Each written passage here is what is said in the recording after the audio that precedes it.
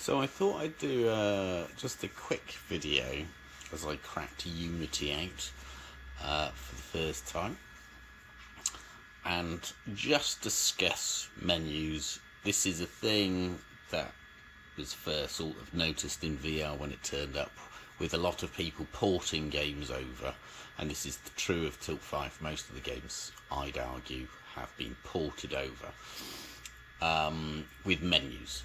So if we have a menu, quite often at the moment, they're basically like that, which is fine. I mean, it's completely flat, no 3D to it at all.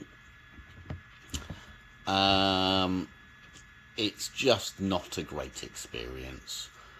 Adding a bit of 3D to a menu makes a huge amount of difference. So if I do that, then you got some raised letters. So you add just a little bit of 3D to it, and that's much more comfortable. But then better is actually to tilt the whole thing up so you actually have a proper amount of 3D on it. So when people actually come to interact with your things, they're not having to look completely down on the table. This is at about 60 degrees. Placement is important as well. Let's see. You know, how far back. If you push it too far back, then of course it'll get blurry again, and just feels very distant.